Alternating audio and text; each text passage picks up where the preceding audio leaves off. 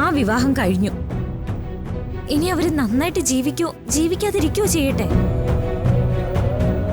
നമ്മൾ അതിനെക്കുറിച്ച് സംസാരിക്കണ്ട. എന്നെ അതിന്റെ പേരിൽ കുറ്റപ്പെടുത്താനും നിൽക്കണ്ട. അയ്യോടാ, ഉള്ള കാര്യം പറഞ്ഞ അതെങ്ങനെ മോളെ കുറ്റപ്പെടുത്തലാവുന്നേ? ഇതിപ്പോ ഞാൻ എന്ത് ചെയ്യാനാ? നിങ്ങളുടെ കുടുംബക്കാര് എന്ത് കാണിച്ചാലും ഓ ഇതാ ഞങ്ങള് ബന്ധുക്കള് മഹാകാര്യം ചെയ്തിരിക്കുന്നു പറയണോ? യഥാർത്ഥത്തിന് നിരക്കാത്തതൊന്നും ഞാൻ പറഞ്ഞു ശീലിച്ചിട്ടില്ല. എനിക്കൊട്ട് പറയാനും ഉദ്ദേശമില്ല. മോൾക്ക് മനസ്സിലായോ? എന്തായാലും കാര്യങ്ങൾ ഇതുകൊണ്ടൊന്നും അവസാനിക്കാൻ പോകുന്നില്ല.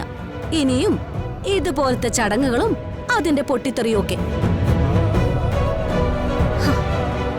അനുഭവിക്കാനുള്ളത് അനുഭവിച്ചല്ലേ പറ്റൂ.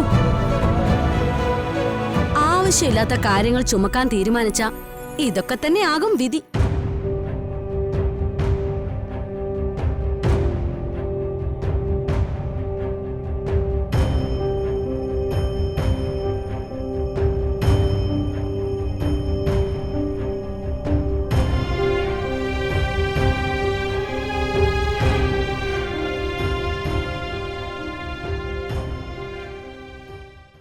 ശിവാനന്ദ, നിങ്ങൾ ഇപ്പൊ ഇറങ്ങുന്നത് ശരി.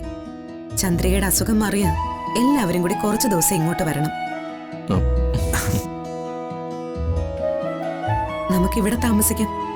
കാലൊന്ന് നിലത്ത് കൂത്താറായ അമ്മ ആദ്യം പറയുന്നത് നിത്യശടുത്ത് പോണെന്നായിരിക്കും. എന്തായാലും നമുക്ക് ഇങ്ങോട്ട് വരാച്ചാ. വന്നിട്ട് കുറച്ചു ദിവസം നിൽക്കുകയും ചെയ്യാം. കണ്ടിപ്പാ വാങ്ങ സാർ. ഇതിക്ക് മേലെ നമുക്ക് ടെൻഷൻ ഒന്നും കിടയാതെ.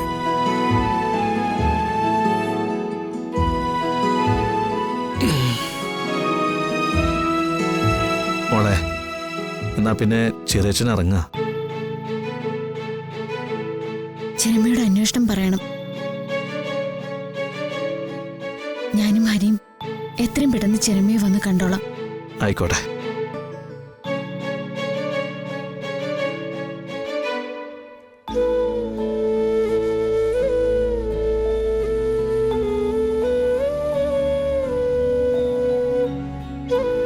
സന്തോഷായി.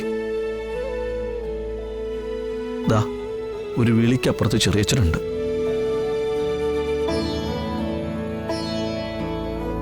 പിന്നെ ഏട്ടന്റെ മകളെ കൈപിടിച്ചു കൊടുത്ത സന്തോഷത്തിലല്ല ചെറിയച്ഛൻ ഇവിടുന്ന് മടങ്ങുന്നത്. മൂത്ത മകളുടെ വിവാഹം നടത്തിയിട്ടാ. മനസ്സിലായോ? ശരിയെന്നാ. എങ്കിൽ പിന്നെ വൈകിക്കണ്ട ശിവാനന്ദ. ദൂരം ഒരുപാടുള്ളതല്ലേ, നിങ്ങൾ ഇറങ്ങിക്കൊള്ളൂ. എന്നാ വരട്ടെ. ശരിയെന്നാ.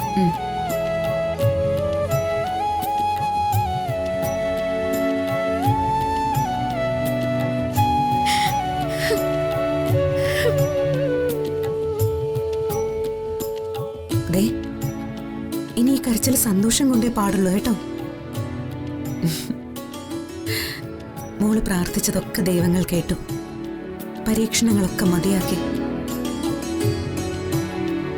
ഇനിയാണ് മോളുടെ ജീവിതം.